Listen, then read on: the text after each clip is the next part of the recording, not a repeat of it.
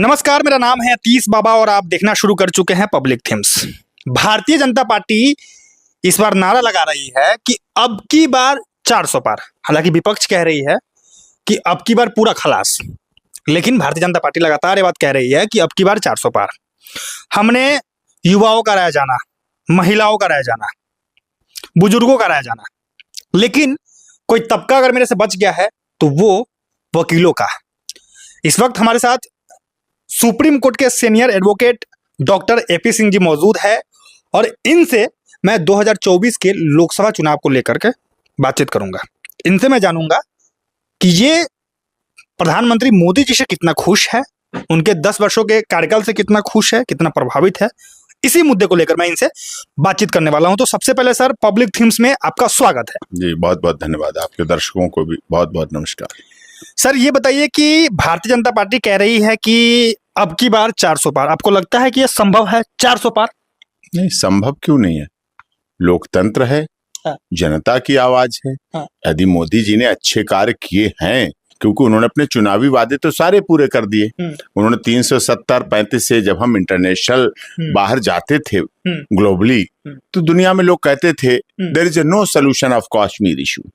लोग कहते थे नहीं, कश्मीर में तरक्की खुशहाली नहीं आ सकती। आज कश्मीर में शिकारा चल रहा है, आज कश्मीर में फिर से राष्ट्रीय ध्वज लहरा रहा है, आज कश्मीर में फिर से पर्यटक जान 370-35 से हटा, बच्चे मुख्य धारा में जुड़ रहे हैं। अब बच्चे डॉक्टर, इंजीनियर, एम्स बन रहे हैं, वहां आईआईटी कॉलेज खुल रहे हैं, तो विकास हुआ, ये दिखा।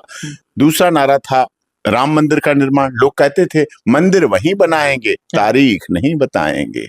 मंदिर भी बनाया, तारीख भी बताई और सबको आमंत्रित भी किया और भव्य उद्घाटन भी किया और पूरे देश ने उसको जश्न मनाया। समस्या का समाधान हुआ। भारत में लोग कहते थे सबका साथ, सबका विकास, सबका विश्वास, सबका न्याय का नारा है।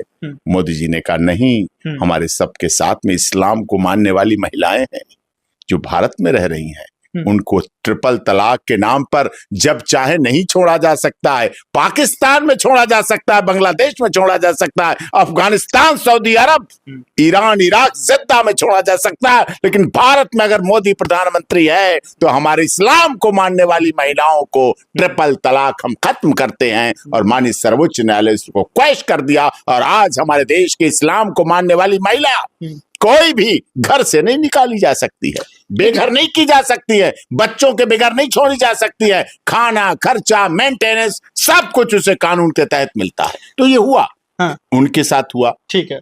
और चीजें, जल कल योजना, हर घर पानी योजना, बिजली योजना, शौचालय योजना। कोई सोच सकता है कि प्रधानमंत्री जैसा व्यक्ति 15 अगस्त को लाल किले की प्राचीर से क्या बोल रहा है, मैं चाहता हूं स्वच्छता, मतलब हर घर शौचालय युक्त हो। शौचालय बने, सफाई आई, अस्पतालों की व्यवस्था हुई, उसमें राज्यों ने भी काम किया। मैं ये नहीं कह रहा कि राज्यों ने उसमें नहीं किया। अगर दिल्ली सरकार की बात करें, केजरीवाल जी ने अच्छे अस्पताल दिए, अच्छी चिकित्सा दी, अच्छे स्कूल दिए, अच्छा इंफ्रास्ट्रक्चर दिया, पानी की उन्होंने व्यवस्था दी, बिजली की में राहत दी, बसें फ्री की। कहीं ना कहीं विकास में राज्यों ने भी काम किया। ममता बनर्जी ने भी अपने क्षेत्र में काम किया होगा। भारतीय जनता पार्टी शासित राज्यों में तो हुआ ही होगा, वहां डबल इंजन की सरकार, वहां ज्यादा हुआ होगा, लेकिन काम तो सब राज्यों में किया है। तो विकसित भारत का सपना तो आगे बढ़ा है, विकसित भारत तो हुआ है, आगे बढ़ा है, तो विकास हुआ है। तो निश्चित तौर पर जब ये चीजें हुई, जब ऐसी योजनाएं हुई, कितने एयरपोर्ट बढ़े, अभी कितने आईआईटी कॉलेज खुले, कितने एम्स खुले, क्यों खुले? विकास होने के लिए। कितने लोगों, मोदी जी ने एक ऐसी बात कही कि हवाई जहाज पर हवाई चप्पल वाला यात्रा करेगा। लोगों को सुनकर आश्चर्य हुआ, अरे ये कैसे हो सकता? ये संभव हुआ? संभव। लेबर जाती है, आज बुलाई जाती, ठेकेदार फोन करता है, टिकट भेज दीजिए बाबू, टिकट भेज, दरभंगा से बैठ जाओ, गोरखपुर से बैठ जाओ, लखनऊ से बैठ जाओ, अयोध्या से बैठ जाओ, वाराणसी से बैठ जाओ, टिकट दे दिए हैं, व्हाट्सएप पे प्रिंट आउट लेके आ जाओ जल्दी से। कहाँ? मुंबई, बेंगलोर, चेन्नई। देखिएगा, आपकी तारीफ को कहीं सुनकर विपक्ष ये ना कह दे कि डॉक्टर एपी सिंह जी आप भी बीजेपी ज्वाइन कर लीजिए। अरे बाबा, हमें क्या ज्वाइन करने की जरूरत है? हमारे साथ सब सांसद पार्टियों के नेता क्लाइंट हैं, सांसद क्लाइंट हैं, मंत्री क्लाइंट हैं, हर पार्टी का क्लाइंट है। तो हम तो वकालत कर रहे हैं, तो इसके मतलब मैं तो सब सरकारों का हुई मुखिया, हमें क्या चिंता की बात है? हमें पार्टी ज्वाइन करने की सच्चाई वो कहनी चाहिए, सच्ची बात होनी चाहिए। राम मंदिर पे लोग कहते थे खून खराबा हो जाएगा, क्या चीटी मरी? क्या जम्मू कश्मीर 370 हट ही नहीं सकती। अरे जम्मू कश्मीर क्या हो जाएगा? कुछ हुआ क्या? नहीं हुआ। दंगे रुके हैं, लेकिन कुछ लोग विकास तो रुका लेकिन है, कुछ लोग तो रोजगार बढ़ा है, विकास मुमकिन हुई है। आज कितनी पत्रकारिता की सुलभता, कितने चैनल चल रहे हैं। अभी मोदी जी ने 600 कंटेंट्स क्रिएटर को सम्मानित किया। किया ना 600 किया। को? किसी ने तो किया, किसी ने तो मन में रखा भाव कि उनका भी सम्मान है। हम तो सम्मान करते थे, लेकिन किसी ने तो उनका भी सम्मान किया ना, काउंट किया। विश्वकर्मा योजना चलाई, कोई सोचता था निचले वर्ग के लोगों को? कोई सोचता था मोदी जी अपने देश के चतुर्थ श्रेणी कर्मचारियों के पैरों को धोएंगे, धो के कपड़े से पोंछेंगे और उसके बाद उसका कार्य करेंगे? संसद कोई सोच सकता था हमारी संसद बनेगी? कोई इतनी जल्दी सोच, चाहिए बताओ आप दिल से, कोई सोच सकता है इतनी जल्दी संसद बन जाएगी और संसद चलने भी लगेगी और नई संसद हमारी बन के दास्तां से मुक्त? किसी ने सोचा था ये सब इतने विकास होंगे, इतने फ्लाईओवर, इतने सर्विसेज, वंदे भारत ट्रेन देखो कितनी कितनी अच्छी ट्रेनें चल रही हैं, समय पे ट्रेनें चल रही हैं। ट्रेनों में सुधार कितना हुआ, रेलवे में कितने सुधार, हर दिन रेलवे लाइन बिछ रही हैं, हर दिन नई रोड बन रही हैं, हर दिन एक्सप्रेस वे बन रहे हैं। कोई सोचता है देहरादून इतनी जल्दी पहुंच जाएंगे? कोई सोचता है जम्मू इतनी जल्दी पहुंच जाएंगे? कोई सोचता है मुंबई माई रोड इतने पहुंच जल्दी है, एक्सप्रेस वे सब तरफ। दिल्ली को कोई जाम से मुक्त कर पाएगा? फेरी बना दिल्ली के, सब जगह पूरा दिल्ली का ये विकास हुआ। नितिन गडकरी ने अगर परिवहन का रोड का काम किया तो किया, उसको सब लोग अप्रिशिएट करते हैं, ऐसा नहीं है। तो दिखता है, काम दिखता है, केवल कह देने से 400 पार नहीं होगा। कोई देश ऐसा है जिसने अपने कोरोना काल में, तो सब थे, सभी डूबे कोरोना काल, वो तो हवा से आया, चाइना ने भेजा, लेकिन हमारे देश के लोगों में अच्छाई, लोगों में भी अच्छाई, ऐसा नहीं केवल सरकार में अच्छाई है। हमारे देश के कितने लोग अच्छे निकले जब मोदी जी 15 दिन बाद कहते थे अब की लॉकडाउन, फिर 15 दिन बढ़ा, लोग निराश हो जाते थे, फिर लॉकडाउन, फिर लॉकडाउन। लेकिन हमारे देश में कोई व्यक्ति भूख से नहीं मरा। एनजीओ आए, आज भी 80 करोड़ लोगों को भोजन सरकार दे रही है, राशन सरकार दे रही है। हमारे देश की सरकार ने वैक्सीन कहीं मांगने नहीं गए, पहले पोलियो ड्रॉप भी मांगा जाता था। हमारे देश में 3-3 बार वैक्सीन लगाई गई, booster dose, first dose, second dose, और हमने खुद अपने नहीं लगाई।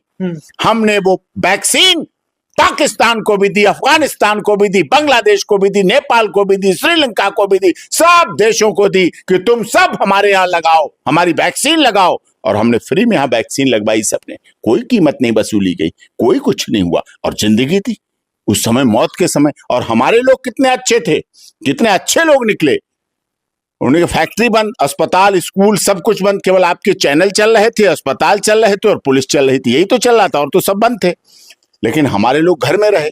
चाइना बड़ी धौंस देता था, जनसंख्या में हम नंबर 1, जनसंख्या में हम नंबर 1, सीना चौड़ा करता, हमारे यहां तो भेज दी कोरोना, मरो मरो मरो। कितने लोग मरे, गंगा पट गई लाशों से, शमशान घाट के आगे लाइन लगती थी लाशों की, कभी ऐसा नहीं हुआ। सब ने अपने अपने घरों में खोया है किसी न किसी को, सब घरों से लाशें उठी हैं। लेकिन उस गम को भी भूल के लोगों ने पता क्या किया, घर पे तो रहे, उनने के खाली तो बैठे ही हैं, बच्चे ही बनाते हैं। बीवी ने भी हाथ मिलाया, पति ने भी हाथ मिलाया, दोनों गले मिले, और ठीक कोरोना केस खत्म होने के 1.5 साल बाद हम दुनिया में जनसंख्या में नंबर 1 हो गए। चाइना से कह टाटा बाय बाय, हट परे, तू क्या हटा सावन की घटा, तू क्या नंबर 1 है, हम नंबर 1 है। हम आपदा में अवसर तलाशते हैं। चाइना ने कोरोना भेजा कि इनके यहां जनसंख्या घट जाएंगे, मर जाएंगे, वैज्ञानिक मर जाएंगे, वैक्सीन नहीं, तबाही आ जाएगी, कुछ नहीं होगा, हम कब्जा कर लेंगे बाद में। हमने कहा छोड़ देना, हम देख जनसंख्या में नंबर 1 बन गए।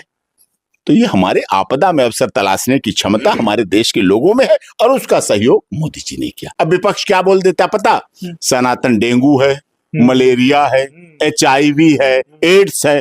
कोई सुनना पसंद करेगा? नहीं, बिल्कुल नहीं। क्या हमारे मुस्लिम धर्म के लोग पसंद करेंगे कि सनातन के लिए बोला जाए HIV? वो क्यों सुनेंगे कि आज तुम सनातन के लिए बोल रहे हो, कल हमारे इस्लाम धर्म को ही बोल दोगे? भाई जो किसी अपने धर्म का नहीं हो, वो किसी दूसरे का क्या हो जाएगा? तो ये चीज तो होती है, ये चीज है। तो इसलिए ऐसे शब्द प्रयोग कर लेते हैं, उन्हें मुद्दा नहीं मिलता। वो कहते हैं मोदी जी का परिवार नहीं है ना, इसलिए उन्हें चिंता नहीं। पूरा देश खड़ा हो जाता है, मैं हूं मोदी का परिवार, मैं हूं मोदी का परिवार। सीमा भी कहती मैं हूं मोदी का परिवार, बच्चे भी कहते मैं हूं मोदी का परिवार। मोदी का सीना चौड़ा हो जाता है, मोदी खुश हो जाते हैं। मोदी की 400 सीटें आगे बढ़ जाती हैं और 2-4 सीटें बढ़ जाती हैं। जब मोदी का परिवार लोग लिखते हैं, उन्हें बोलने की आदत नहीं है, उन्हें सही बोलते नहीं। अरे बोलो तो सही कम से कम। हमारे देश के प्रधानमंत्री को क्या कहना पड़ता है पता? मैं गाली प्रूफ हूं। आपने वाटर प्रूफ सुना, आपने फायर प्रूफ सुना ये सब तो, लेकिन हमारे देश के प्रधानमंत्री को बोलना पड़ता मैं गाली प्रूफ हूं। बताओ कितनी शर्म की बात है। अरे गालियां प्रधानमंत्री को तो मत दो।